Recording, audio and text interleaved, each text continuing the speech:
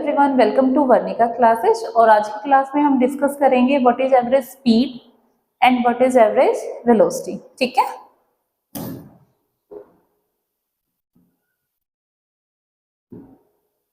Average speed and average velocity. Speed और velocity हमने पढ़ ही लिया था लास्ट लेक्चर में। आज हमें क्या पढ़ना है? एवरेज स्पीड और एवरेज वेलोसिटी। ठीक है, क्या होता है एवरेज? अगर हम स्पीड का फॉर्मूला क्या होता है हमारा? Distance upon time. इसी में हम एक वर्ड यूज कर दे, total distance with total time known as average speed। Simple. Speed को एवरेज स्पीड बनाने के लिए एक वर्ड यूज हुआ है जिसका नाम क्या है? टोटल। ठीक है, अगर हम टोटल डिस्टेंस कवर कर रहे हैं टोटल टाइम में, तो उसको हम स्पीड ना बोल के क्या बोलेंगे? फिर हम एवरेज स्पीड बोलेंगे। सेम हमारे पास किस में आएगा? एवरेज वेलोसिटी में आएगा। ठीक है, तो एवरेज वेलोसिटी क्या होगी आपकी? Total displacement divided by total time. ठीक है, what is velocity? Velocity is displacement. तो इस न्यूमेरिकल को हम सोल्व करेंगे। न्यूमेरिकल कहता है if a car travels Delhi to Ambala in 3 hours and Ambala to Delhi in 2 hours, if distance between Delhi and Ambala is 300 meter, then find its average speed and average velocity। ठीक है, simple सा numerical है। जब आप दिल्ली से अंबाला जाते हो, दिल्ली से अंबाला जा रहे हो, टाइम कितना लग रहा है आपको? 3 आवर। लेकिन जब वापस आ रहे हो अंबाला से दिल्ली, तो टाइम कितना लग रहा है? 2 आवर। और दोनों के बीच की डिस्टेंस कितनी है? 300 मीटर। तो एवरेज स्पीड क्या हो जाएगा बच्चा? जो एवरेज स्पीड का फॉर्मूला है क्या होगा? Total distance divided by total time. Total distance कितनी हो गई बच्चा? दिल्ली से अंबाला 300, वापस आया फिर से 300, तो कितना हो गया ये? 300 प्लस 300, गया तब 3 आवर और आए तब वापस 2 आवर। तो टोटल कितना हो गया आपके पास? 600 डिवाइडेड बाय 5। 3 प्लस 2 5। तो ये कितना आ जाएगा आपको? 120 मीटर। मीटर है किलोमीटर? यहाँ पे बच्चा किलोमीटर आएगा, मीटर में थोड़ा ना होगा दिल्ली से अंबाला। तो ये आपके पास यूनिट क्या आ जाएगी? Kilometre per hour. ये क्या हो जाएगी बच्चा? आपका एवरेज स्पीड हो जाएगी। ठीक है, अब आगे क्या है? आपको क्या फाइंड आउट करना है? एवरेज वेलोसिटी भी फाइंड आउट करनी है। अब एवरेज वेलोसिटी का फॉर्मूला क्या होता है?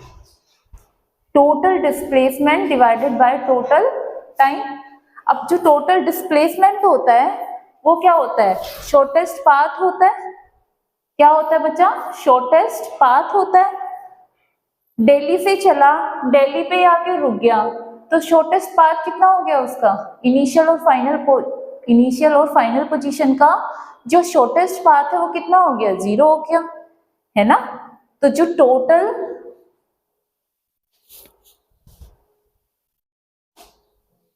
यहीं पे लिख देती हूं मैं, टोटल डिस्प्लेसमेंट है आपका the shortest path divided by total time. ये क्या होगा बच्चा आपका? Average velocity. ठीक है, अब शॉर्टेस्ट पाथ इनिशियल और फाइनल क्या है, दिल्ली से ही चला इनिशियल और लास्ट में पहुंचा भी किस पे, दिल्ली पे पहुंचा, तो शॉर्टेस्ट पाथ तो कितना हो गया, 0 हो गया। टाइम कितना लगा, 5। Something divided by 0, something divided by 0 is equal to 0। तो आपकी जो एवरेज वेलोसिटी आएगी वो कितनी आ जाएगी बच्चा, एवरेज वेलोसिटी कितनी आ जाएगी, 0 आ जाएगी।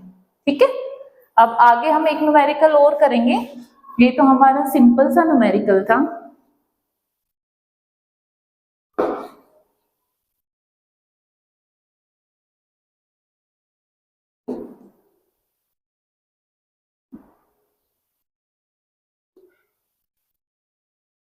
नेक्स्ट न्यूमेरिकल लिखो आप,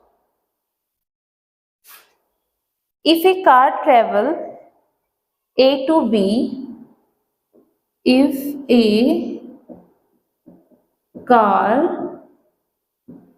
A to B with speed 5 meter per second and B to A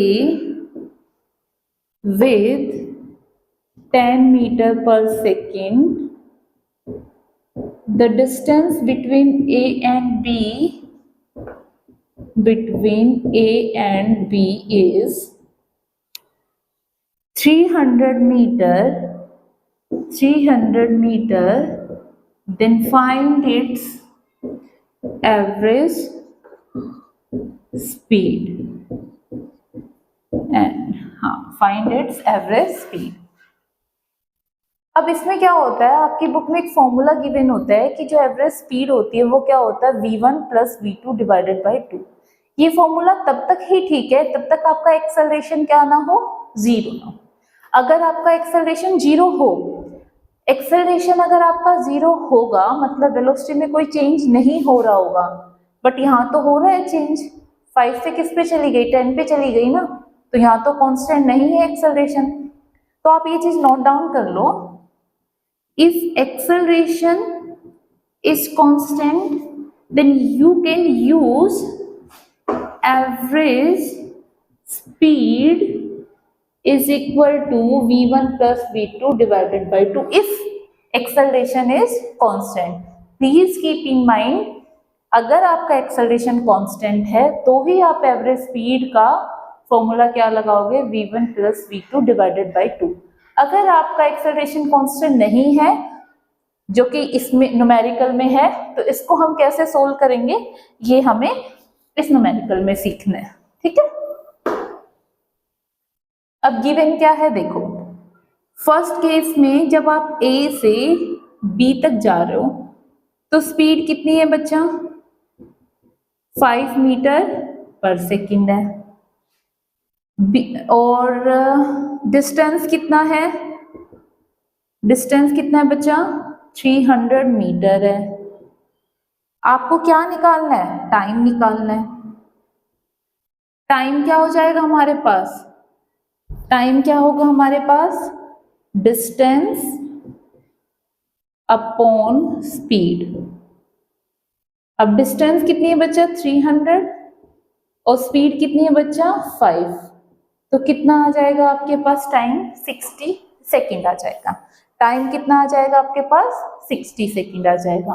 अब सेकेंड केस में जब आप B से A तक जा रहे हो, B से A तक जा रहे हो बच्चा, तब आपके पास स्पीड कितनी है, न्यूमेरिकल के स्टेटमेंट में देखो 10 मीटर पर सेकेंड।